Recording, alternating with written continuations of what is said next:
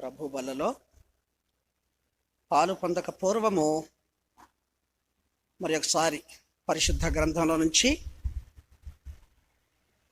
లేఖనాలు కొంత సమయం మనం ధ్యానం చేసి ప్రభు బలలో పాలు పొందుదాం. మన ధ్యానం నిమిత్తమై ఇప్పుడు మనము చదువుకునేటువంటి వాక్య భాగం చదువుకుందాం. 1 కొరింథీ పత్రిక 11వ అధ్యాయము. 1 కొరింథీ పత్రిక 11వ అధ్యాయము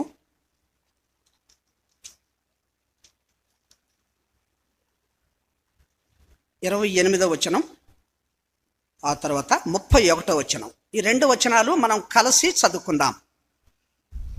1 కొరింథీ పత్రిక 11వ అధ్యాయము 28వ వచనం, తిరిగి 31వ వచనం మనం కలిసి చదువుకుందాం. కాబట్టి ప్రతి మనుష్యుడు తన్ను తాను పరీక్షించుకొనవలెను, అలాగు చేసి ఆ రొట్టెను తిని ఆ పాత్రలోనిది త్రాగవలెను. 31వ వచనం, అయితే మనలను మనమే విమర్శించుకుని ఎడల తీర్పు పొందకపోదుము.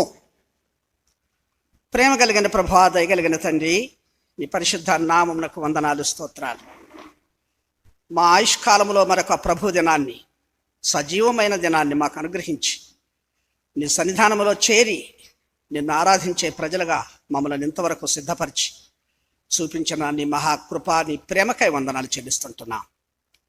తిరిగి ప్రభువా, నీవు మా కొరకు సిద్ధపరిచిన నీ బలలో యోగ్యమైన రీతిలో పాలు పొందుటకు మా ఆత్మీయ జీవితాలను నీ వాక్యపు వెలుగులో కొంత సమయం పరీక్షించుకొని విమర్శించుకొని ప్రభువా, దోషరహితంగా నీ బలలో చేయి వేయుటకై మాకు సహాయం చేస్తురమ్మని ప్రభువా వేడుకుంటున్నాం.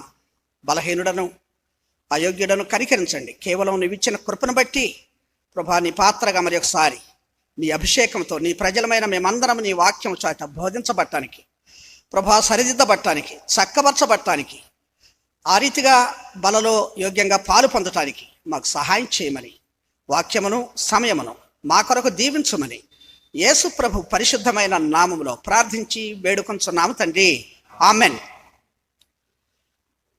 చదవబడినటువంటి వాక్య భాగము విశ్వాసులంగా మనము దేవుని ఎరిగిన దగ్గర నుంచి వింటున్న వాక్యం. బలలో ప్రవేశించడానికి వచ్చిన ప్రతిసారి మనలను మనం పరీక్షించుకోవాలి, మనలను మనం విమర్శించుకోవాలి. అప్పుడు మనలో ఉన్నటువంటి పతనాలు, బలహీనతలు, అయోగ్యతలు వాటన్నిటిని విసర్జించి మరొక నూతనమైన తీర్మానము, దిద్దుబాటుతో ప్రభు బలలో చేయి వేయాలని మనం ఎప్పుడూ హెచ్చరించబడతానే ఉంటున్నాం. కనుక ప్రియులారా, పరీక్షించుకోవటం అనేటువంటిది అవసరం. కొన్నిసార్లు విశ్వాసులంగా, దేవుని ఎరిగిన ప్రజలంగా మన జీవితాల్లో, మన ధోరణిలో మనము, మన ఆలోచనలో మనం జీవిస్తూ ప్రభు యొక్క ఆశీర్వాదాలు, ప్రభు యొక్క దీవెనలు మనం పొందలేని వారంగా ఉంటాం. అనేక రీతులుగా, అనేక విధాలుగా దేవుని వాక్యం చేత మనం శోధించబడుతూ, పరీక్షించబడుతూనే వస్తుంటున్నాం. అయితే ఇంకా మనకు తెలియని, ఇంకా మనకు గ్రాహ్యం కాని, ఇంకా మన జీవితాల్లో మనం ఇంకా సత్యము ఎరగకుండా, మనలను మనం మోసపుచ్చుకునే స్థితిలో, మనలను మనం ఎరగక మరి ఆత్మీయమైనటువంటి తప్పిదాలలో మనం జీవిస్తూ దేవుని ఆశీర్వాదాలు పొందలేకపోతుంటున్నామేమో. ఈ ఉదయకాల సమయంలో ఆ రీతిగా మరి ఒకసారి పరిశుద్ధ గ్రంథంలోని కొందరు విశ్వాసులు, కొందరు వ్యక్తుల యొక్క వాళ్ళ జీవితాల యొక్క ఆలోచనలు వాళ్ళకి మేలుకరంగా ఎందుకు లేవో, ఎందుకు వాళ్ళు ఆత్మీయంగా మేలు పొందలేకపోయినారో, వాళ్ళ భావన మరి సరి అయినది అయినప్పటికీ కూడా అనేదాన్ని ఇప్పుడు మనము వాళ్ళతో మనలను మనం సరిపోల్చుకొని, సరిచేసుకొని, మనలను మనం శోధించుకొని మనం ప్రభువులలో పాలు పొందుదాం. ఎందుకంటే మనలను మనం విమర్శించుకుంటే తీర్పు పొందమని దేవుని వాక్యం ఉంది.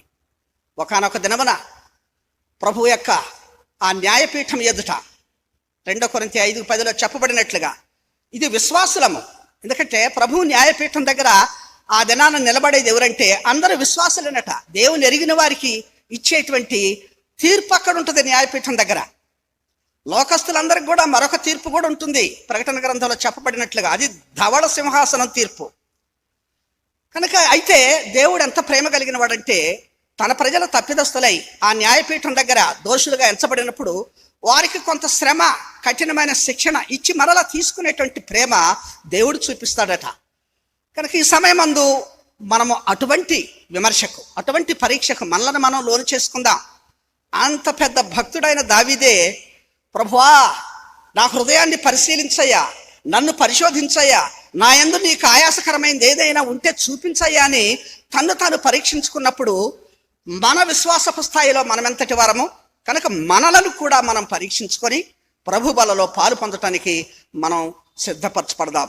ఈ సమయంలో పరిశుద్ధ గ్రంథంలో నుంచి కొందరు యొక్క వ్యక్తుల జీవితాలు, వాళ్ళు ఏ భావనతో ఉండి ఎందుకు దేవుని యొక్క ఆశీర్వాదం పొందలేకపోయినారో మనము ఎరుగుతూ ప్రభు బలకై సిద్ధపరచబడదాం. మొదటిగా ఒక సంగతి చూడండి, అపొస్తలుల కార్యములు 5వ అధ్యాయము 2వ వచనం. అపొస్తలుల కార్యములు 5వ అధ్యాయము 2వ వచనం. భార్య ఎరుకనే వాడు దాని వెలలో కొంత దాచుకొని కొంత తెచ్చి అపొస్తలుల పాదముల యొద్ద పెట్టెను. ఇక్కడ చాలు, అననీయను గూర్చి చెప్పబడిన మాట మనకందరికీ తెలిసింది. అననీయ సప్పిరాలు, అతని భావన ఏంటి అంటే, అననీయ నేను దేవునికి తెచ్చి ఇస్తున్నాను కదా, నా రాబడిలో, నా సొమ్ములో, నాకున్న ధనములో నేను దేవునికి తెచ్చి ఇస్తున్నాను కదా అనే భావన. ఆ రీతిగా తనను మోసపుచ్చుకున్నాడు ఆత్మీయంగా.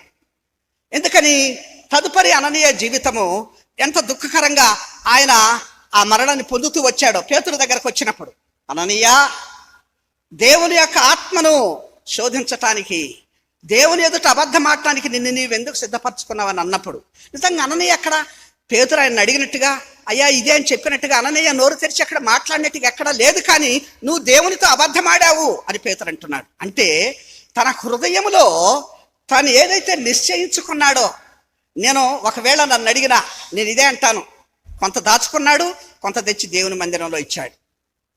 ఎందుకు ఆ పని చేయాల్సి వచ్చింది?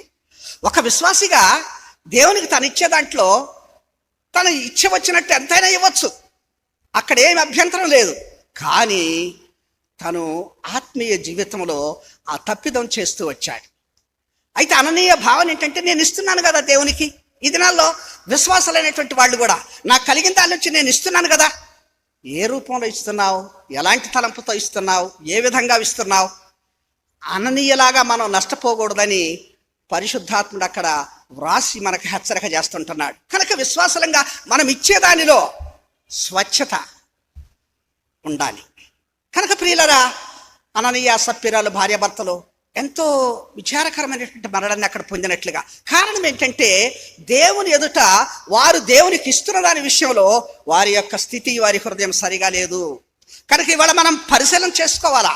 ఇటువంటి యొక్క వ్యక్తి జీవితం ద్వారాగా అతని భావన అయితే ఉంది, నేను దేవునికి ఇస్తున్నాను కదా నా సంపాదనలో నుంచి.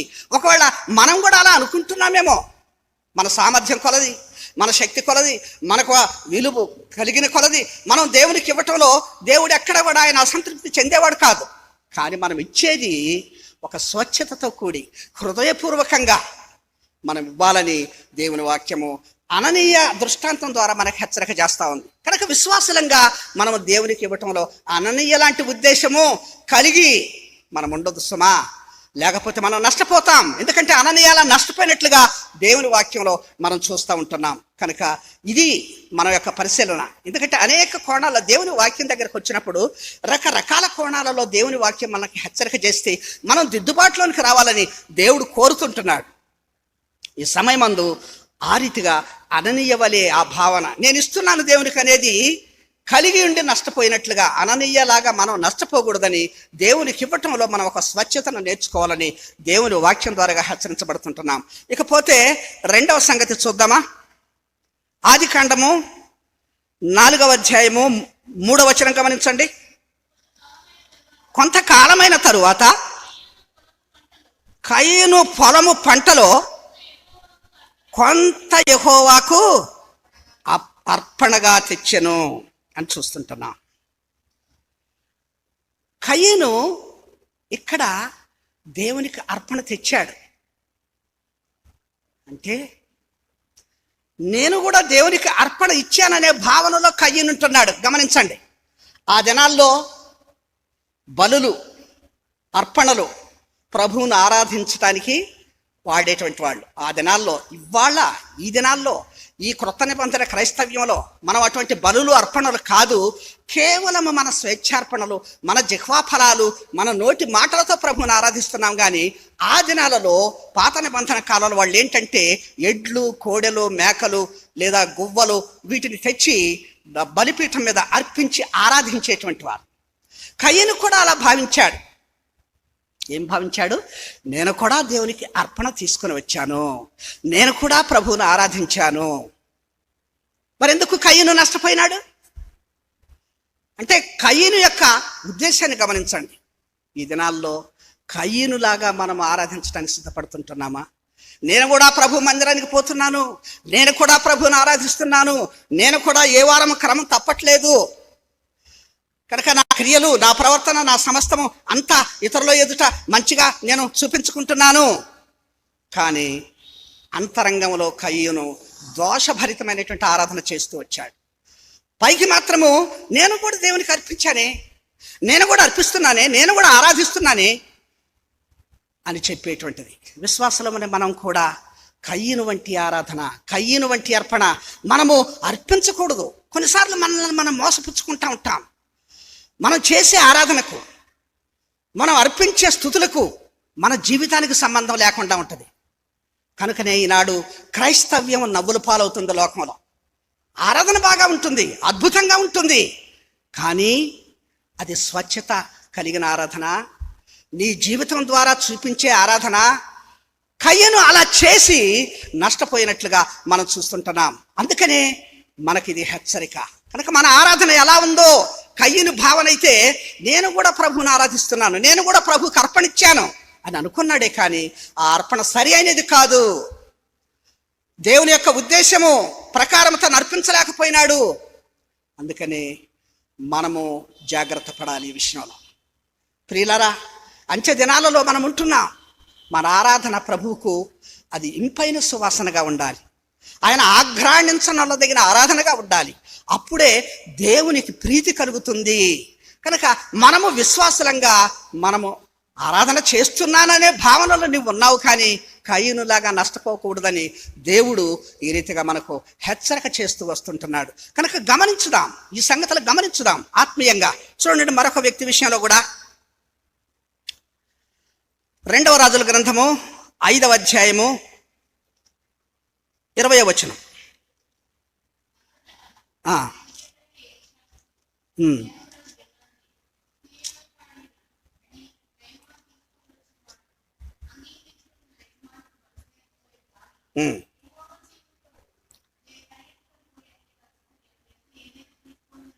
చాలు.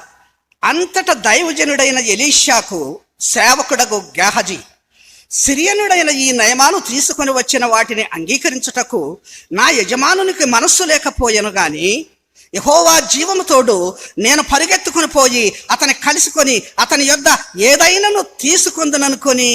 చూడండి, గేహజీ యొక్క భావన ఏంటంటే, మీరు జాగ్రత్తగా గమనించండి. ఒక గొప్ప దైవజనుని దగ్గర పరిచారకుడుగా ఉన్నాడు ఇతను. అంటే అతను అనుకుంటున్నాడు, ఒక మంచి సేవకుని దగ్గర నేనున్నాను, దేవుని ప్రజలతో ఉన్నాను, దేవుని కుటుంబంతో కలిసి ఉంటున్నాను అనే భావన ఈ గేహజీలో ఉన్నది. కానీ అతని హృదయంలో ఆ నయమాను తెచ్చినటువంటి బహుమానాల మీద మనస్సున్నది. కనుక గేహజీ యొక్క అంతము మీరు ఎరుగుదరు. ఎలాగా తన జీవితంలో చాలాసార్లు మనం అనుకుంటాము, నేను దేవుని ప్రజలతోనే ఉంటున్నాను, నేను దేవుని సంఘంలోనే ఉంటున్నాను, నేను దేవుని యొక్క ప్రజల మధ్య జీవిస్తుంటున్నాను, నాకు ఒక ఇబ్బంది లేదు అనే తలంపుతో మనం జీవించి కొన్నిసార్లు గేహజీ వంటి స్థితిని మనం కలిగి ఉంటున్నామేమో విశ్వాసలంగా. గేహజీకి ఆ మనస్సు నయమాను యొక్క భూ సంబంధమైన ఆ బహుమానాల మీద మనసు కలిగినప్పుడు అతను ఒక నిశ్చయితలోనికి వచ్చి నేను వెళ్ళి తీసుకుంటాను. మనలను మనం మోసపుచ్చుకోవద్దు.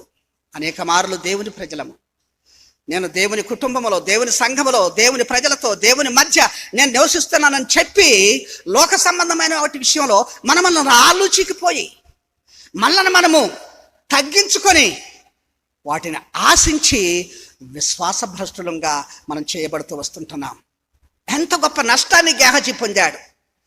ఆ యొక్క నయమాను కుష్టును తన కుటుంబము కలిగి ఎంత దిక్కుమాలిన స్థితిలో మరి అక్కడ నుంచి దేవుని సన్నిధిలో నుంచి బయటకు వెళ్ళినట్లుగా మనం చూస్తుంటున్నాం. జాగ్రత్త, గేహజీ లాంటి భావన మనలో ఉండొద్దు. గేహజీ లాంటి బ్రతుకు మనలో ఉండొద్దు.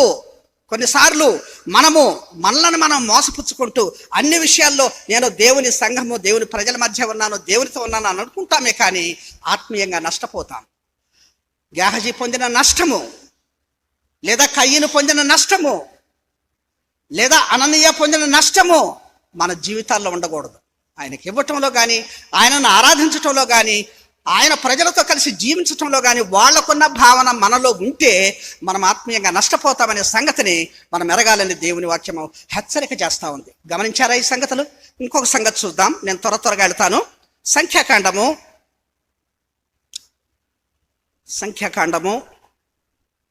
23వ అధ్యాయము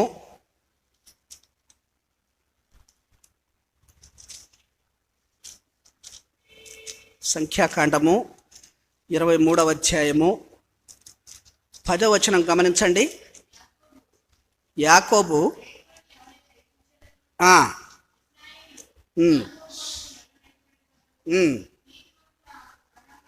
నీతిమంతుల మరణము వంటి మరణము నాకు లభించును గాక, నా అంచెదశ వారి అంతము వంటి దగునుగాక అని చాలు. ఇవి బిలాము పలికిన మాటలు. బిలాము ఇశ్రాయేలీయుల మధ్య దేవుని ప్రవక్తగా ఉన్నాడు. బిలామును గురించి బైబిల్ గ్రంథంలో చాలా చోట్ల రాయబడింది. ఇతని యొక్క అభిలాష ఏంటి, ఇతని ఆలోచన ఏంటి? ఏమంటున్నాడు? నీతిమంతుల మరణము వంటి మరణము నాకు లభించునుగాక, నా అంచెదశ వారి అంతము వంటి దగునుగాక అని కోరుకుంటున్నాడు. ఎందుకంటే నేను దేవుని ప్రవక్తగా ఉన్నాను. నేను ఇశ్రాయేలీలకు దేవునికి మధ్య దేవుని యొక్క సందేశాలు, దేవుని యొక్క ఆజ్ఞలు, దేవుని యొక్క విధులు వారికి నేర్పేటువంటి వ్యక్తిగా ఉన్నాను. దేవుడు నన్ను నేర్పరచుకున్నాడు. ఆయన అభిషేకం నాకు ఉన్నది. ఆయన ఆత్మ ద్వారా మాట్లాడుతున్నాను. నేను ప్రవక్తని కనుక నాకు ఎటువంటిది కావాలా? నీతిమంతుల వంటి మరణము నాకు కావాలా. నీతిమంతుల యొక్క అంత్య దశ ఎలా ఉంటుందో నా దశ అలాగా ఉండాలా అనేటువంటి భావనలో తను ఉన్నాడు. మరి ఎటువంటి అంత్యదశ బిలాము పొందాడు? తెలుసు కదా మనకు ఆ కథ అంతా. బిలాము యొక్క స్థితి ఎలా, ఎందుకని? తను దేవుడిచ్చినటువంటి గొప్ప ఆధిక్యతను బట్టి దేవుని ప్రవక్తగా ఉన్నటువంటి వ్యక్తి తన భావన ఏంటంటే నాకు నీతిమంతుల మరణం వంటి మరణం. ఈ దినాల్లో చాలామంది మరణం విషయంలో ఖచ్చితంగా దేవా నాకు మంచి మరణం ఇయ్యయ్యా. చాలామంది ప్రార్థన చేస్తూ ఉంటారు. వృద్ధాప్యంలో ఉన్నవాళ్ళు కానీ ఎవరైనా కానీ కష్టాల్లో వ్యాధుల్లో ఉన్నవాళ్ళు, అయ్యా నాకు ఏ శ్రమ లేకుండా, నాకు ఏ కష్టం లేకుండా నన్ను తీసుకొని పోదేవా, నాకు ఒక మంచి మరణం ఇయ్యయ్యా. మంచిదే, ఆలోచన మన అందరిది మంచిదే. కానీ మనము ఎలాంటి క్రియలతో, ఎలాంటి జీవితము మనము జీవించేటువంటి మరణాన్ని మనం పొందుకునే వారంగా ఉండాలి. ఒకవేళ ఆ మరణము మనకు ప్రయోజనకరమైంది కాకపోతే పౌలులాగా మనం చెప్పగలుగుతామా? నా మట్టుకైతే బ్రతుకుట క్రీస్తే, చావైతే లాభమని పలికినటువంటి వాడు. చావు లాభంగా ఉంటుందా మనకు? ఎప్పుడు ఉంటుంది? బిలాము ఎందుకు అటువంటి తన అభిలాష అది అయ్యున్నది, తన ఉద్దేశం అది అయ్యున్నది. కానీ తను అటువంటి నీతిమంతుల మరణాన్ని, తన అంచెదశ, నీతిమంతుల యొక్క అంచెదశ తను ఎందుకు చూడలేకపోయినాడు?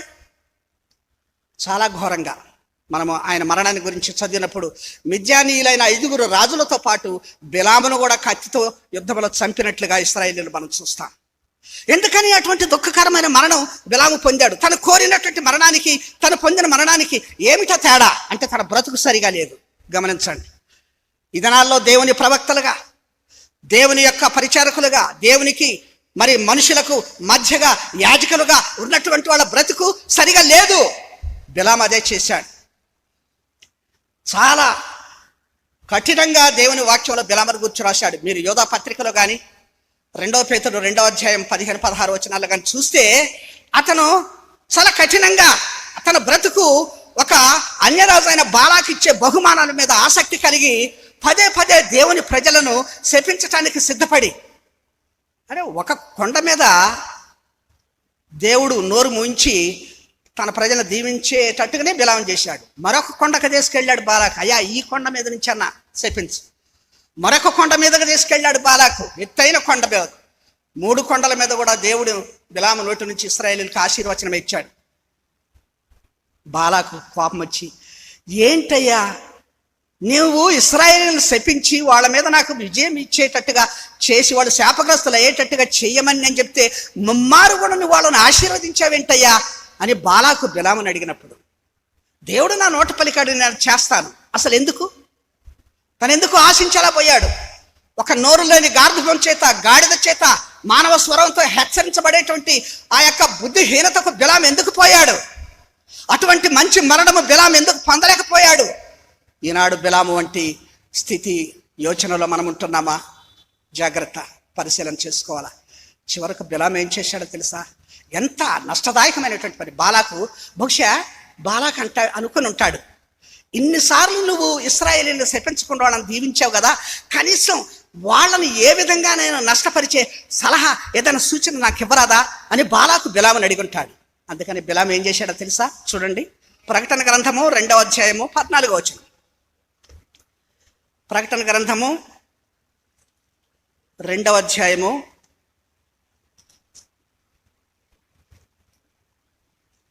వచనం నేను చదువుతున్నాను, గమనించండి.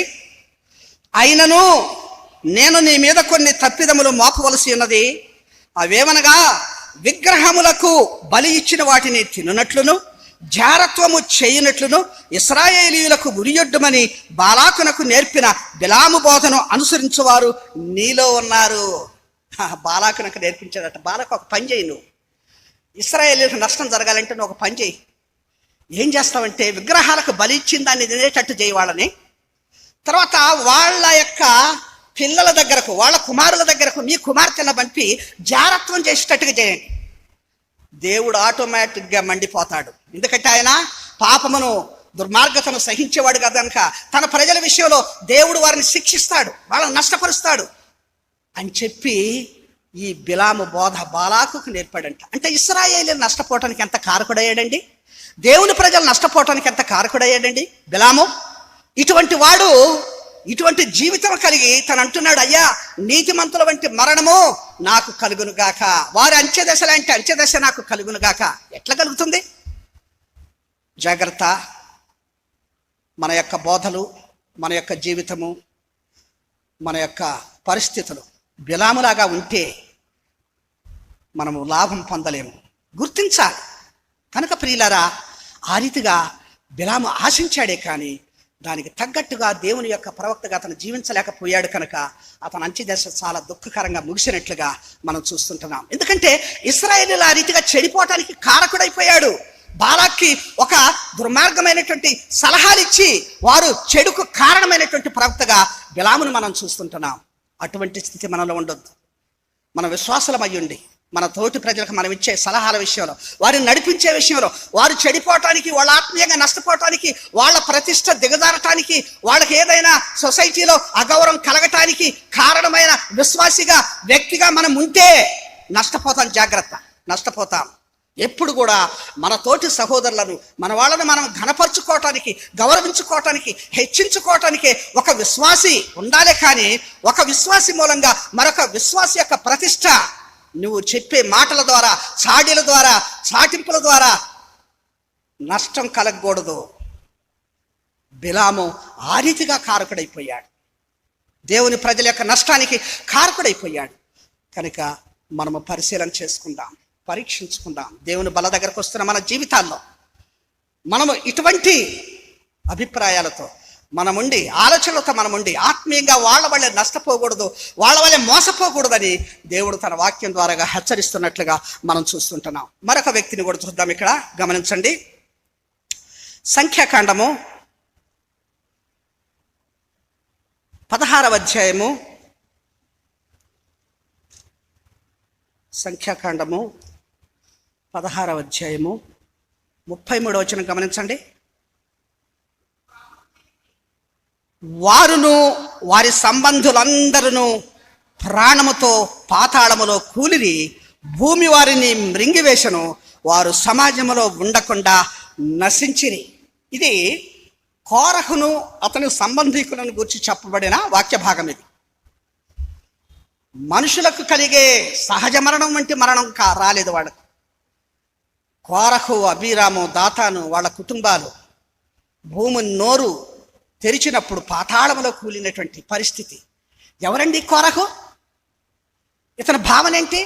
ఇతను అనుకొని ఉంటాడు, నేను యాజకుల కుటుంబం నుంచి వచ్చిన వాడిని కదా, నేను లేవీయ సంతానంలో ఉండి దేవుని పనిలో వాడబడుతున్నటువంటి వాడిని కదా, కనుక మోషే అహరోనులే ఏంటి, మేము కూడా గొప్ప కదా, మేము కూడా అహరోనులాగా మోషేలాగా యాజకం చేయకూడదా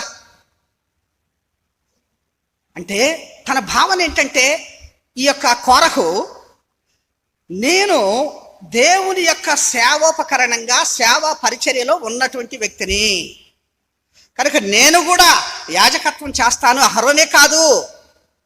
మోషే మండిపడతాడు అక్కడ 16వ అధ్యాయంలో మీరు గమనిస్తే 10-11 వచనాలు అంటాడు, ఏమయ్యా యాజకత్వం కూడా నువ్వు కోరుకోవాల్సిన అవసరం ఏది? లేవి వంశములో లేవి బిడ్డలుగా దేవుడు మిమ్మల్ని ఆల్రెడీ ఏర్పరచుకున్నాడు. ఆయన సేవలో ఆయన పరిచర్యలో మిమ్మల్ని ఎంచుకున్నటువంటి వ్యక్తే కదా దేవుడు. కోరహు నీకు ఇంకా అదనంగా ఈ యాజకత్వము. కొన్నిసార్లు మనం కూడా కోరహలాగా అనుకుంటాం, నేను సంఘంలో పరిచర్య చేసేటువంటి వాడిని, నేను పరిచారకుణ్ణి, ఏంటి నేను చేసే మిగతాది కూడా నాకంటే లేదా ఒక యాజకుడు లేదా ఒక సేవకుడు లేదా ఒక పెద్ద ఏంటి ఎక్కువేంటి నేను కూడా చేస్తాను. కోరహు యొక్క పరిస్థితి అదే. అహరోన్లాగా సంఘంలో ఉన్న యాజకుల్లాగా నేను కూడా చేస్తానన్నాడు.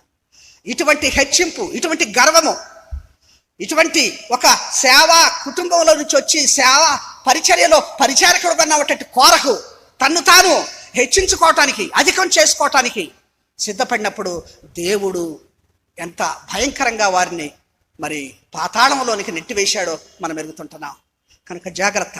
కోరహు జీవితం మనకు గుణపాఠం కావాలి. మనం పరిచారకులమే కావచ్చు, ప్రభు పనిలో కొనసాగుతున్న వారమే కావచ్చు, మనకు దేవుడు నిర్ణయించిన పొలిమేరల్లో పరిధుల్లో మనము దేవుని సేవలో వాడబడేటువంటి పరిచారకులుగా మనం ఉండాలి. అంతకు మించి పోయావా కోరహుకు పట్టిన దుస్థితి మనకు పడుతుంది. జాగ్రత్త. కనుక ప్రియులారా, కోరహు అలాగా తాను కూడా ఒక పరిచారకుడిని భావించి తన ఆత్మీయంగా నష్టపోయినట్లుగా మనం చూస్తుంటున్నాం. ఇంకొక వ్యక్తిని కూడా మనం చూద్దామా? అదే సంఖ్యాకాండంలో 3వ అధ్యాయము, సంఖ్యాకాండము 3వ అధ్యాయము 4వ వచనం గమనించండి. నాదాబు అబీహులు సీనాయి అరణ్యమందు యెహోవా సన్నిధిని అన్యాజ్ఞ అర్పించినందున వారు యెహోవా సన్నిధిని చనిపోయిరి. చాలు. ఇదెంత దుస్థితి. నాదాబు అబీహులు. ఏంటి నాదాబు భావన ఇక్కడ? నేను యాజకుల కుటుంబంలో, యాజకుల సంఘంలో నేను కూడా ఉన్నా, యాజకుడిని కనుక నేనేం చేసినా చెల్లుద్ది. ఇదే కదా అతని భావన. దేవుడు చెప్పిన అగ్ని కాకుండా అన్యాగ్నిని దేవుని యొక్క బలిపీఠం దగ్గరికి యాజకుడు తీసుకొని వెళ్లాల్సిన పని లేదు. అన్యాగ్నిని దేవుడు కోరిన రీతిలో యాజకత్వం చేయకపోతే, ఈ దినాల్లో చాలా మంది యాజకులు, ఆ దినాల్లో యాజకులు ఎవరంటే ఈ దినాల్లో ఉండేటువంటి దైవ సేవకులు కావచ్చు. దేవుని మహాకృపను బట్టి మనకు ఎంత ఆధిక్యత ఇచ్చాడంటే మనలను కూడా యాజకులుగా చేశాడు. ఆ రోజున అభిషేకించిన ప్రతిష్ఠించిన వాళ్ళు మాత్రమే యాజక వస్త్రాలు వేసుకొని యాజకత్వం చేసేవాళ్ళు దేవుని మందిరంలో. ఇవాళ దేవుడు మనకిచ్చిన గొప్ప శ్రేష్టత 1 పేతురు 2:9 ప్రకారము మనము యాజకులము, మనము రాజులము. డబుల్ డిగ్రీ అంటారు ఇది. ఆ రోజుల్లో రాజే, యాజకుడే, ఒకటి పని ఒకటి చేయకూడదు సమా. కానీ ఈ రోజుల్లో మనము రాజులము, యాజకులము. దేవుడు బాప్తిస్మం ఇది. ఆ భావనలో నీవు ఉన్నావా? బాప్తిస్మం తీసుకున్నానని జాగ్రత్త. మనల్ని మనం దిద్దుకోకపోతే, మన బ్రతుకు మార్చబడకపోతే, ప్రభు మనలో ఉండకపోతే, మనం ఆయన ధరించుకోకపోతే నీ బాప్తిస్మానికి ప్రయోజనం లేదు. గమనించాలి, ఈ సంగతి గమనించాలి. కనుక ప్రేమైనటువంటి దేవుని ప్రజలారా, ఈ సమయంలో మనం అదే ఆలోచన చేయాలి. మన బ్రతుకులో. ఎందుకంటే ఇవన్నీ కూడా ప్రభు తన వాక్యం ద్వారాగా హెచ్చరిక చేస్తున్నాడు. ఇది మనకు హెచ్చరికగా ఉండాలా? ఇది మనల్ని మనం ఆత్మీయంగా మోసపుచ్చుకోకుండా సరైనటువంటి రీతిలో జీవించి ప్రభు ఆశీర్వాదాలు పొందుకోవటానికి సహాయపడేదిగా ఉండాలి. అప్పుడే మనకు మేలు కలుగుతుంది అనేటువంటి సంగతిని మనం గుర్తించాలని దేవుని వాక్యం ద్వారాగా మనం హెచ్చరించబడుతుంటున్నాం. ఇంకొక వ్యక్తిని కూడా మనం చూద్దాం. గమనించండి, ఇదే అపొస్తలుల కార్యములు 24వ అధ్యాయము 25వ వచనం గమనిద్దాం. అపొస్తలుల కార్యములు 24వ అధ్యాయము 25వ వచనం. అప్పుడు అతడు నీతిని గూర్చియు ఆశా నిగ్రహమును గూర్చియు రాబోవు విమర్శనను గూర్చియు ప్రసంగించుచుండగా ఫేలిక్స్ మిగుల భయపడి, ఇప్పటికి వెళ్ళుము, నాకు సమయమైన నిన్ను పిలువనంపించనని చెప్పాను. ఫేలిక్స్ ఇతని భార్య ఒక యూదురాలు, ద్రుసిల్లా అనేటువంటి ఒక యూదురాలు ఇతని భార్య. ఒక యూదురాలంటే యూదులంటే మతనిష్ట కలిగిన వాళ్ళని తెలుసు. ఎందుకంటే పౌలు అదే యోధ మత నిష్ఠలో నుంచి వచ్చినటువంటి వాడు. కఠినమైన భక్తి, ఆచారాలు, కట్టడలు ఉంటాయి. అటువంటి భార్యను కలిగిన ఫేలిక్స్ అంటే తెలుసు. దానికి అనుబంధంగా ప్రభువును గూర్చిన సువార్త ఎప్పుడైతే సభ ఎదురకు విమర్శకు మరి ఫేలిక్స్ దగ్గరకు పౌలుని తీసుకొని వచ్చినప్పుడు పౌలు ఏం చేస్తున్నాడు అక్కడ? ఏం చేస్తున్నాడనంటే నీతిని గూర్చియు ఆశా నిగ్రహమును గూర్చియు రాబో విమర్శను గూర్చియు ప్రసంగించుచుండగా ఫేలిక్స్ మిగుల భయపడి హీ ట్రెంబుల్డ్ అట్ ది వర్డ్. దేవుని వాక్యానికి భయపడ్డాడు ఫేలిక్స్. కొన్నిసార్లు మనము దేవుని వాక్యము బోధిస్తూ ఉంటే, వర్తమానం వస్తూ ఉంటే చాలా భయపడతాం. విశ్వాసంగా చాలా భయపడతాం. ఎందుకంటే మరి ఆ నీతిని గూర్చి, ఆ రాబో ఉగ్రతను గూర్చి, తీర్పును గూర్చి, విమర్శను గూర్చి బోధిస్తుంటే ఆ యొక్క సువార్త విషయంలో మరి అవిశ్వాసాలైన వాళ్లకు, వినేటువంటి వాళ్లకు చాలాసార్లు ఎలాంటి భయం కలగచ్చు. భయం కలిగినంత మాత్రాన సరిపోతుందా? ఎన్నిసార్లు ఆవేశం ఉప్పొంగింది నీ జీవితంలో? దేవుని యొక్క వాక్యానికి, హెచ్చరికలకు, వర్తమానానికి భయపడి, అయ్యో నా జీవితంలో ఎలా ఉంది, ఎట్లా ఉంది, ఇక నేను సరి కావాలి, ఇక నేను సరి చేసుకోవాలి, ఇక నేను మంచిగా బ్రతకాలి, అమ్మో దేవుని వాక్యము ఇంత భయం కల్పిస్తుంది అని అంటున్నావే కానీ నీ బ్రతుకులో సరైన మార్గంలోకి వచ్చి దిద్దుకున్నటువంటి పరిస్థితులు ఉన్నాయా? దేవుని వాక్యానికి భయపడితే సరిపోతుందా? ఫేలిక్స్ భయపడ్డాడు. ఉపయోగం ఏముంది? ఏదో పౌలుని బట్టి తనకేదో ప్రయోజనం దొరుకుతుంది, బహుమానం వస్తుందని చెప్పి పదే పౌలుని పిలిపించి మాట్లాడిస్తూ ఉంటే, పౌలు సువార్త చెప్తా ఉంటే వాడి బ్రతుకులో మార్పు లేకుండా పోయా, దేవుని భయం లేకుండా పోయా. చివరకు పౌలుకి ఏ న్యాయం చేయకుండా విడిచిపెట్టిపోయా. ఏం ప్రయోజనం పొందినాడు ఫేలిక్స్? దేవుని వాక్యానికి భయపడినంత మాత్రాన ప్రయోజనం ఏంటి? జాగ్రత్త. మనం కూడా అనేక మార్లు దేవుని వాక్యం వింటాం, భయపడతాం, కానీ ప్రయోజనం లేదు. ఫేలిక్స్ జీవితంలో అదే మనం చూస్తుంటున్నాం. ఈ సమయం అంతా మనం ఆలోచన చేసుకుందాం. దేవుని వాక్యానికి భయపడటం మాత్రం కాదు, కానీ ఆ భయపడిన వాక్యాన్ని మన హృదయాల్లోనికి చేర్చుకొని మనం వచ్చి ప్రభు దగ్గర మన జీవితాలను ఆయనకు అప్పగించుకొని ఆయన దీవెనలు పొందేటువంటి వారంగా ఉండాలి. ఫేలిక్స్ తన అనుభవంలో దేవుని వాక్యానికి భయపడ్డ అనుభవమే ఉంది, కానీ దేవునికి సరెండర్ అయి తన బ్రతుకులో దేవుని కలిగిన అనుభవం లేకుండా పోయాడు. అది మన జీవితాల్లో ఉండకూడదు అనేటువంటిది దేవుని వాక్యం మనకు సెలవిస్తున్నటువంటి హెచ్చరిక. గమనించారా ఈ సంగతి? ఇంకొక వ్యక్తిని కూడా చూద్దాం. మార్కు సువార్త 6వ అధ్యాయము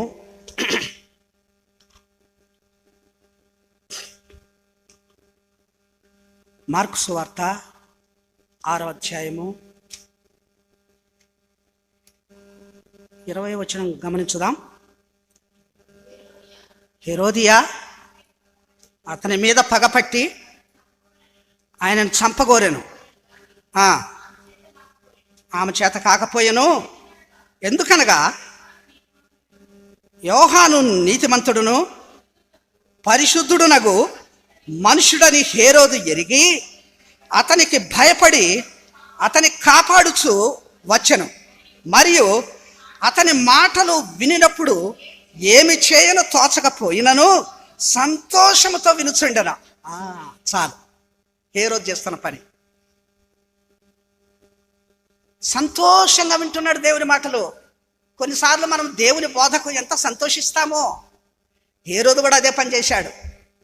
హేరోదు కూడా పైపెచ్చు యోహానును ఎట్లాగా పగ తెచ్చుకోవాలని హేరోదియా తన అన్న భార్యను ఉంచుకున్న కారణాన అది ముఖాముఖిగా యోహాను గద్దించినందుకు హేరోదేకు కోపం వచ్చింది, పగబట్టింది, ఆ సింహం కోసం ఎదురు చూస్తూ ఉంది.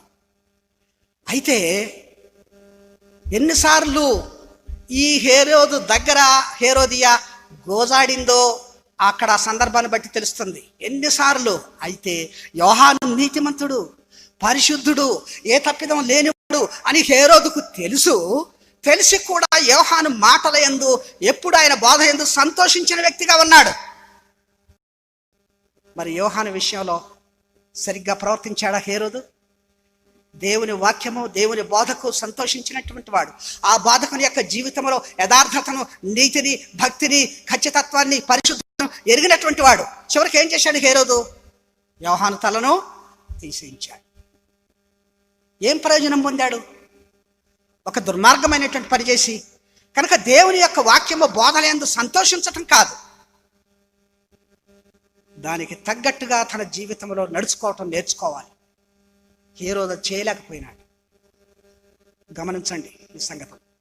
కనుక ప్రియమైనటువంటి వారలారా, కనుక ఇక్కడ భావన ఏంటంటే, నేను దేవుని మాటలు సంతోషంగా ఉంటున్నాను, యోహాను మంచి నీతిమంతుడు, సత్ప్రవర్తన కలిగిన వాడు, పరిశుద్ధుడు అని నేను ఎరుగుదును, ఆయన బోధ బాగుంది అని సంతోషించినటువంటి వాడు. తనకేదో ఆయన ద్వారాగా శిక్షించకుండా ఉండే కారణాన తనకు మేలు జరుగుతుందనేటువంటి ఒక తలంపాతనంలో ఉండవచ్చు. కానీ చివరకు పాపం వైపు మొగ్గినటువంటి వ్యక్తిగా మనం చూస్తుంటున్నాం. తను యోహాను విషయంలో పాపం చేసిన వ్యక్తిగా మనం చూస్తుంటున్నాం. జాగ్రత్త.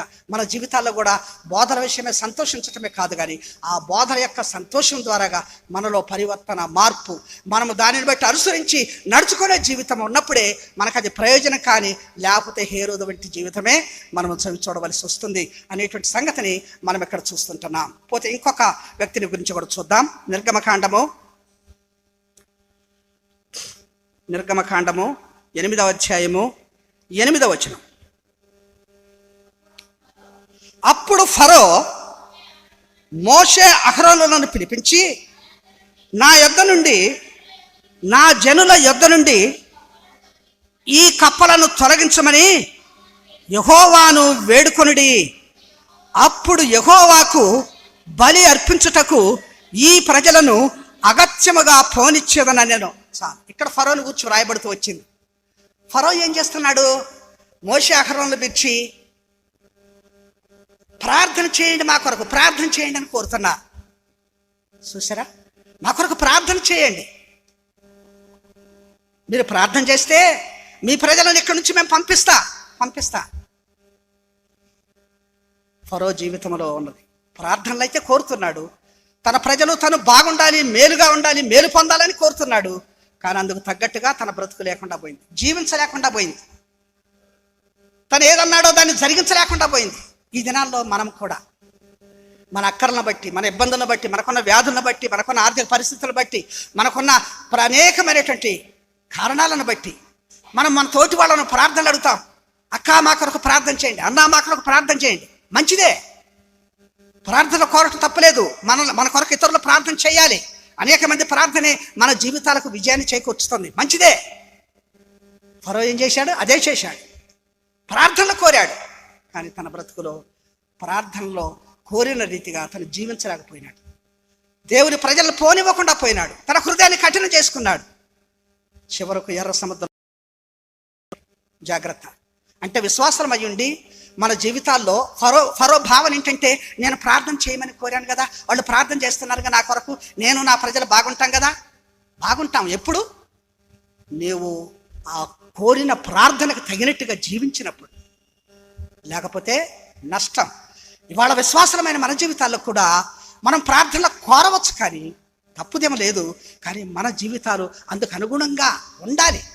అప్పుడే దేవుడు ఆ ప్రార్థనలకు జవాబులు ఇస్తాడు, మనకు మేలు చేస్తాడు. ఫరో వంటి ఆ పరిస్థితి మన జీవితాలకు ఉండకూడదు. ప్రియులారా, ఆలోచన చేసుకుందామా, యోచన చేసుకుందామా. జాగ్రత్త. ఇంకా అనేకమైనటువంటి సంగతులు దేవుని వాక్యం. వీళ్ళందరూ ఏంటంటే వాళ్ళ భావనది. ఇందులో ఒక రాజు ఉన్నాడు, చక్రవర్తి ఉన్నాడు, యాజకుడు ఉన్నాడు, ప్రవక్త ఉన్నాడు, విశ్వాసి ఉన్నాడు, వేద పండితుడు ఉన్నాడు, ప్రయోజనమే ఉంది. వీళ్ళ భావనలన్నీ ఆ రీతిగా ఉంటే వాళ్ళు ఎందుకు ఆత్మీయంగా నష్టపోయినారు? ఎందుకంటే వాళ్ళు ఆశించింది మంచిదే, కానీ దానికి తగ్గట్టు వాళ్ళ బ్రతుకులు లేవు గనక వాళ్ళు ఆత్మీయ మేలు పొందలేకపోయినారు. మనం ఆశించడంలో ఆ రీతిగా మనం జీవించడంలో తప్పు లేదు, కానీ బ్రతుకులు ఆ రీతిగా ఉండాలి. జాగ్రత్త పరిశీలన చేసుకోవాలి. మనం అనేక మార్లు లోకంలో మనకు ఉండేటువంటి ఫాలోయింగ్ని బట్టి కూడా మనం ఒకవేళ గర్వపడతావేమో. గమనించండి, ఇంకొక మాట నేను చెప్తాను. అపొస్తలుల కార్యములు 5వ అధ్యాయము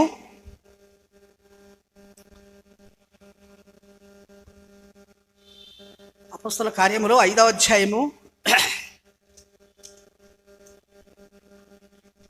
ఇంకొక 2 నిమిషాలు తీసుకొని ముగిస్తాను నేను బలలో పాలు పొందటానికి ముందు. అపొస్తలుల కార్యములు 5వ అధ్యాయము 36వ వచనం. ఈ దినములకు మునుపు దూదా లేచి తానొక గొప్పవాడనని చెప్పుకొనెను. ఇంచుమించు 400 మంది మనుషులు వానితో కలిసికొనిరి. చంపబడెను. వానికి లోబడిన వారందరూ చెదిరి వ్యర్థులైరి. దోదా అనేటువంటి వాడు అంటే అపొస్తలుల కంటే ముందు ఉన్నటువంటి వాడు. అపొస్తలులను తీసుకొచ్చి వాళ్ళని పిలిచి కొట్టి హింసించి యేసయ్యను స్వార్థ సలహా అక్కడ ఉన్న వాళ్ళ మత పెద్ద ఇస్తున్నాడు. దీనికి పూర్వం దోదా అనేవాడు వచ్చాడు. వాడికి అనుచరులు ఉన్నారు, ఫాలోయింగ్. ఎంతో గొప్పవాడు అనేటువంటి భ్రమలు కల్పించాడు. ఆహా ఓహో అన్నాడు. చుట్టూ బౌన్సర్స్ కూడా ఉంటారు శ్రమా తిరిగేటప్పుడు.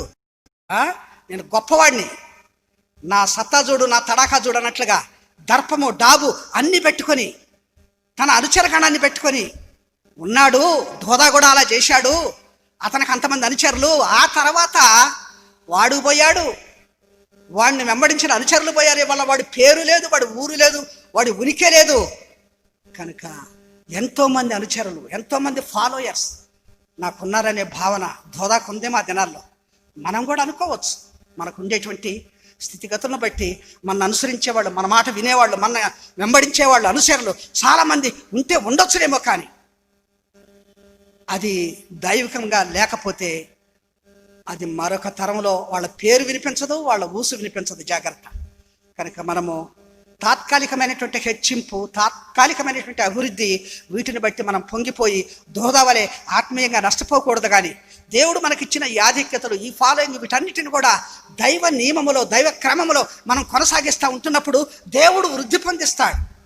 ఇవాళ భూదిగంతములలో ఒక మనిషిని ద్వారా, ఒక్క మనిషిని బట్టి కోట్ల మంది విశ్వాసులు ఎలా తయారు కాగలిగినారు? భక్త్ సింగ్ గారి యొక్క జీవితాన్ని చూసినప్పుడు ఎలా తయారు కాగలిగినారు? కనుక ఈనాడు మనము కూడా అటువంటి దోదా లాంటి పరిస్థితి లేకుండా దైవికంగా కొనసాగితే దేవుడు జమ చేస్తూ ఉంటాడు నీతో అనేకులను. అప్పుడు ప్రభువుకు మహిమ వస్తుందనేటువంటి సంగతిని మనం గుర్తెరగాల్సిన వారంగా ఉంటున్నాం. తర్వాత ఇంకొక సంగతి కూడా నేను చూపిస్తాను. అపొస్తలుల కార్యములు 1వ అధ్యాయము 25వ వచనం.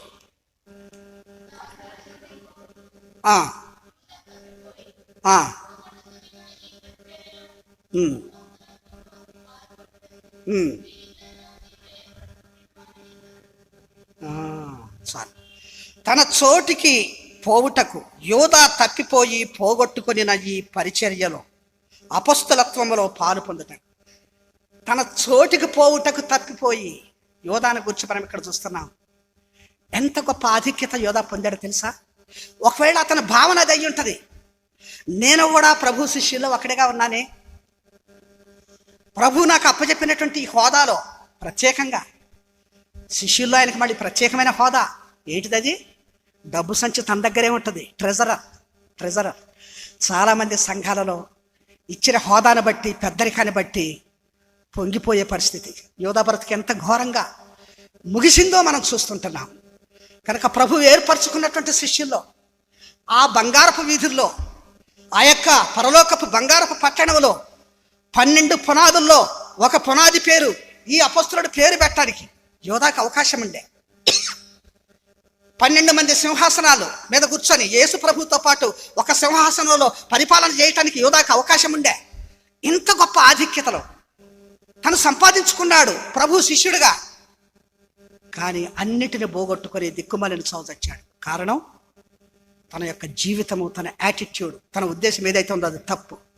ఈనాడు యేసయ్యను వెంబడించటంలో, ఆయన శిష్యులంగా, ఆయన బిడ్డలంగా మనం చేయబడి ఒకవేళ యోధా లాంటి భావనలో ఉన్నామా? నేను గొప్ప మిషనరీగా, గొప్ప శిష్యుడిగా సంఘములో సహవాసంలో నా ఎలివేషన్, నా పొజిషన్ గొప్పగా ఉంది, లేదా నేను చైర్మన్ని, నేను సెక్రటరీని, నేను ట్రెజరర్ను. జాగ్రత్త, వీటిని బట్టి మనం మోసపోవద్దు. యోధా లాంటి ఆ ఆత్మీయమైన దుస్థితి మనకు రావద్దు. కనుక ప్రభువుని వెంబడించడంలో ప్రభు ద్వారా పొందిన గొప్ప ఆధిక్యత యోధా పోగొట్టుకున్నాడు. జాగ్రత్త. ఈనాడు విశ్వాసలంగా మన బ్రతుకులో, మన జీవితాల్లో ఈ సంగతులు మనము ఎరగాల్సిన వారంగా ఉంటున్నాం. ఇంతమంది జీవితాలను మనం చూస్తూ వచ్చాం. వీరందరూ కూడా వాళ్ళ భావన ఈ రీతిగా ఉన్నది, కానీ వాళ్ళ బ్రతుకుల్లో చివరకు ఫలితము వేరుగా ఉంది. కారణం ఏంటంటే వాళ్ళ జీవితాలు సరిగా లేవు కనుక. ఈ యొక్క ఉదయకాల సమయంలో మన సంగతులు వెరుగుదాం. ప్రభువును మనం కలిగి ఉండటంలో, ప్రభు బిడ్డలుగా జీవించటంలో. ఎందుకంటే మనము ఈ సంగతులన్నీ ఎరగటానికి కారణం ఏంటంటే దేవుని యొక్క మహాకృప. గమనించండి, 1 కొరింథీ పత్రిక 10వ అధ్యాయము, నేను ముగిస్తాను.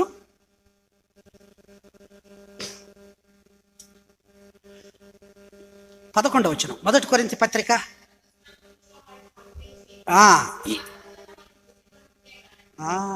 చూసారా? ఈ సంగతులు దృష్టాంతములుగా వారికి సంభవించి యుగాంతమందున్న మనకు బుద్ధి కలుగటకై వ్రాయబడిను. యుగాంతమందున్న మనకు బుద్ధి కలగటకై ఈ సంగతులన్నీ కూడా ప్రభు రాయించాడు దేవుని వాక్యంలో. ఇప్పటి వరకు అనుకుంటున్నావేమో, నేను విశ్వాసిని, నా సంగతులేంటి, నేను పరిచారకుణ్ణి, లేదా నేను సంఘ పెద్దని, లేదా నేను యాజకుణ్ణి, లేదా నేను రాజుని, నేను చక్రవర్తిని, నేను ఒక శిష్యుణ్ణి, నేను ఒక మంచి విశ్వాసిని, నేను ఒక మంచి ప్రవక్తని, నేను ఒక మంచి నాయకుణ్ణి. వద్దు, ఇవన్నీ మన నష్టపరుస్తాయి. ఈ సంగతులన్నీ మనకు బుద్ధి కలగటానికి రాయబడి ఉన్న సంగతులు. అందుకని మనం ఏం చేయాలి? ప్రతి వాళ్ళం కూడా అక్కడ 12వ వచనం ఏమి రాయబడింది? 1 కొరింథీ 10:12 వచనం. తాను నిలుచున్నానని తలంచుకునేవాడు పడకుండానట్లు జాగ్రత్తగా చూసుకునేవాళ్ళు. నేనంతా బాగున్నాను, నేను సరిగా నిల్చున్నాను అనుకోమాకు. పడకుండా చూసుకో. ఆత్మీయ జీవితంలో పతనమైపోయే పరిస్థితి లేకుండా, పడిపోకుండా, నిల్చున్న నీవు పడకుండా ఉండటానికి జాగ్రత్త పడాలి. ఆ జాగ్రత్తల కోసమే దేవుడి వాక్యాన్ని మనకు చెప్పి, మనము యుగాంతంలో ఉన్న మనకు బుద్ధి కలగటానికి వారి యొక్క పతన జీవితాలన్నీ మనకు చూపిస్తూ వచ్చాడు. వాళ్ళ యొక్క భావన ఆ రీతిగా ఉన్నది, కానీ వాళ్ళ బ్రతుకులు మాత్రం సరిగా లేవని.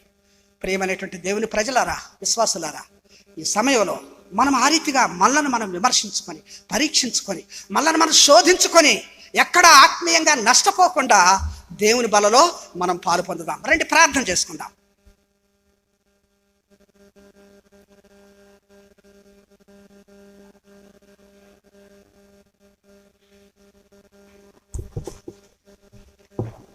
ప్రార్థన చేసుకుందామండి. ప్రేమలో పరలోక తండ్రి, ఎంతో ప్రేమించి ప్రాణపెట్టింది వందనాలు, స్తోత్రాలు చెల్లిస్తున్నాము నాయన. మారని, మార్చదని మహిమగల మా దేవా, నీకు ఎంతో వందనాలు, స్తోత్రాలు చెల్లిస్తున్నాను. మా గమనంలో లేఖన భాగాలను బట్టి స్తోత్రాలు. ఆ రీతిగా ప్రభువా, ఒక్కొక్కరి జీవితాలు ఎలా ఉన్నాయో ప్రభువా, ఆ రీతిగా తండ్రి నాయన చూపిస్తూ వచ్చేది నీకు స్తోత్రం. ప్రభువా, జీవితాలు దేవా సరి చేసుకొని చక్కబడి నీ వల్ల పాల్పొందుడు సాయించి, ఇది యోగంలో పాల్పొందుడు కృప దయచేసి ప్రార్థన.